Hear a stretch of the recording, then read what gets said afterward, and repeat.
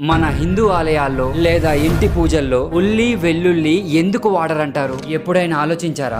ఒకటి, ఉల్లి వెల్లుల్లి రజో మరియు తామసం అన్న ఆయుర్వేద వర్గంలోకి వస్తాయి. ఇవి కోపం, అనారోగ్యం, అలాగే మనసు తలతికమించే భావనల్ని పెంచుతాయంట. అదే పురాణాల ప్రకారం చూసుకుంటే సముద్ర మదనం సమయంలో స్వర్భాను అనే రాక్షసుడు అమృతం తాగి శిరస్త్రాణం కోల్పోతాడు. అంటే శ్రీ మహావిష్ణువు అసురుడి తల ముండాన్ని సెపరేట్ చేసేస్తాడు. ఆ అసురుడినే రాహుకేతువుల పిలుచుకుంటాం. సో అలా శ్రీ మహావిష్ణువు సెపరేట్ చేసే క్రమంలో వాళ్ళ రక్తపు చుక్కలు నేలపై పడినప్పుడు అవే ఉల్లి వెల్లుల్లిగా మారాయంట. అందుకే ఇవి దేవుడికి నివేదించరు. అంటే ఇవేవో మానవ శరీరానికి హాని కలిగిస్తాయని కాదు, కానీ ఆధ్యాత్మిక శుద్ధికి మాత్రం వ్యతిరేకంగా ఉంటాయి. జైనులు, బౌద్ధులు అయితే అసలు ఈ మొక్కలనే వాడరు. ఎందుకంటే అవి భూమిలో ఉంటాయి కదా. సో వాటిని పీకేటప్పుడు జీవుల హాని అవుతుందంట. అంటే వాటికి కూడా జీవం ఉంటుంది అని నమ్ముతారు. మరి మీరు ఎప్పుడైనా ఇవి ఆలయాల్లో లేదా పూజల్లో వాడడం చూసారా? కామెంట్ చేయండి.